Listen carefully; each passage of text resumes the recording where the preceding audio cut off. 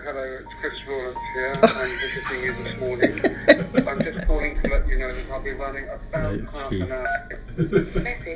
Last year, I found myself driving through Scotland to meet a range of people living with life-limiting illness at home. Andrew, hello, it's Chris Rawlins here again. I'm probably still about half an hour away. I'm about 10 miles south of Stirling.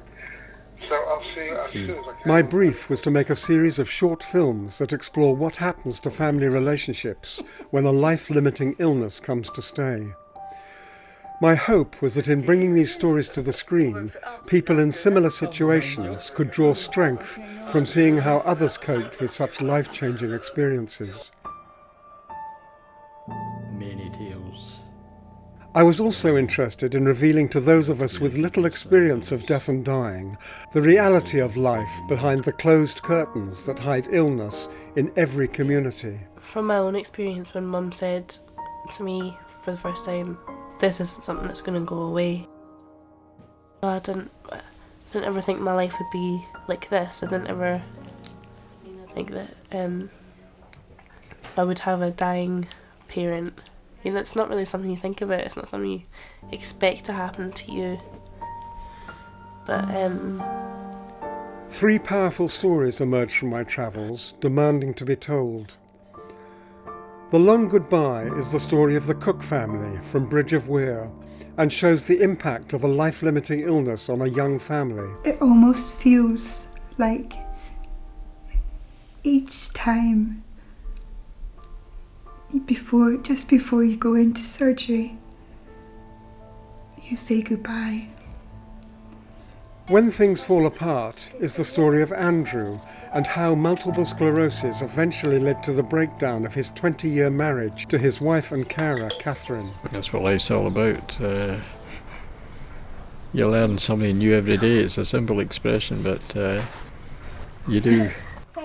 It's hard to explain, and it's hard sitting here with Andrew and Alan, but I can look after Andrew. I'm a much better person because Alan's here, and some people might not be able to understand that, but I'm the person I am because of Andrew, and I don't want to leave him and lose him, but I still need something in my life, and that's where Alan comes in.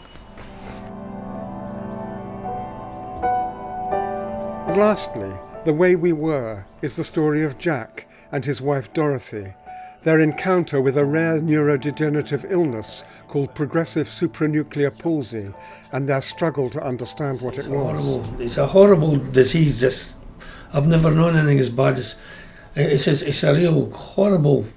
When you read about it, I like reading about it because it's got such a bad write-up. I went on the computer and looked at it, so I don't even look at this. People have got it and that. When a person develops a life-limiting illness, they are rarely the only ones affected. In each of the three films I made, it was the impact of serious illness on relationship that came to the fore. It was the emotional consequences of life-limiting illness that these three stories turned out to be about.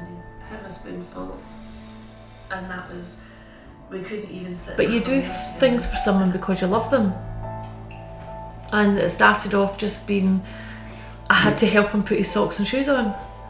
Then I had to help him put his trousers, his socks and shoes on. And I would maybe have to just wash his hair because he couldn't reach his arms up. And then I'd have to wash his back, and then I'd have to dry him. And things are so gradual that you're doing things and you're not actually thinking about what you're doing, you're just doing it for them. And I don't think Dot's got a year. Unless I can't see any improvement. And all this, you got to see the pills she's swallowing and that. And I'm not saying that she'll not last it, but I think she'll deteriorate because she really is this falling over in the mood. She was always a nice natured girl, and her moods now. She really gets annoyed with herself and that. And I get frustration with her because she can't do things that she would like to do.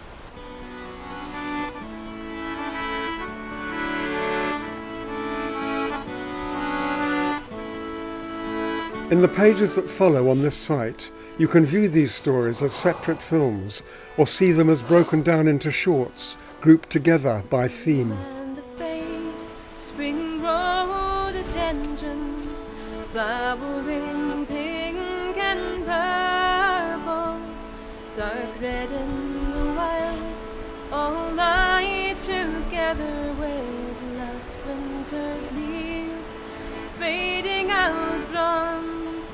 I face midwinter in the lime green spring. Our